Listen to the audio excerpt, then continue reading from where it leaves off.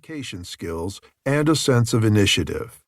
You'll develop new instincts for how to express courtesy, enthusiasm, or dissent in digital communication. You'll become more self-reliant as solving technological glitches becomes routine, and more self-motivated as you develop rhythms with both your work and your partners to get your job done. You'll also learn to tolerate the ambiguity inherent in this work, to find the humor and spirit in a coworker's terse emails, or to make a decision on your own when your colleagues aren't around for consultation. For you, the payoff is a kind of flexibility that's hard to come by in a traditional office.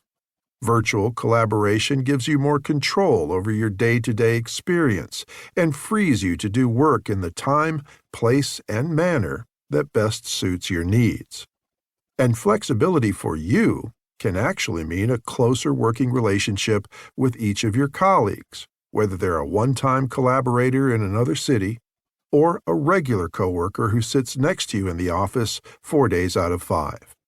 You'll stay in touch even when normal side-by-side routines don't bind you together, and you'll keep assignments moving along so that everyone stays productive. This level of productivity, of course, requires some upfront investment in relationship basics. You'll start at the ground level by setting expectations with your collaborators about how you'll work together. Clarify expectations for your work. You and a colleague across the country have agreed. You'll draft the proposal that's due Monday, and they'll edit it. But as you start your work, you realize that there are details you're not sure about. Will you run an outline by them before you start writing? Does editing mean they'll insert commas and remove typos, or does it involve substantive changes to content and language? Will they input the edits directly onto the draft, or deliver comments over the phone? If they text you at 9 p.m. on Sunday with a question, are you supposed to answer right away?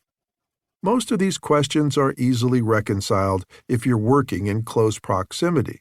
You can ask for clarification in passing or have your colleague look at something odd on your screen. But the flexibility of remote work means that you and your colleagues might be operating under vastly different circumstances, even in different time zones. What's convenient or natural for you might not be the same for them. If you're working from home in a pinch and don't set expectations with your colleagues in the office, they may forget, for example, that you're off-site and unable to keep physical design sketches circulating. In this chapter, you'll learn how to establish the scope of your collaboration and institute rules that will help you succeed. Define the work. Whether you're completing a one-time project for a client or collaborating on a monthly corporate update, delineating the work is one of the most important conversations you'll have with your virtual partners. How will you describe your common goals?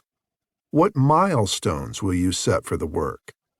What form will your deliverables take?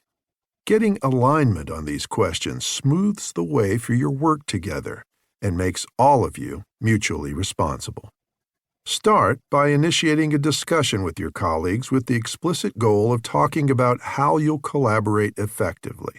To avoid having a long conversation about process over email or phone, for bigger projects, draft a collaboration charter, a shared document that everyone in the group can access and edit.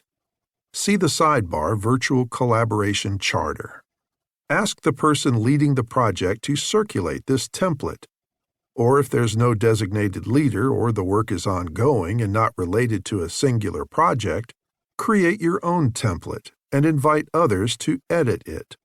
Push your collaborators to contribute to the charter from their own areas of expertise. For example, the person responsible for each milestone should help set target dates. Then schedule a call to review the document together, resolving disagreements and answering questions. At the end of the call, ask everyone to verbally sign off and keep a copy in an accessible location, your Dropbox folder, for example, so that people can refer to the document thereafter. With this collaboration charter,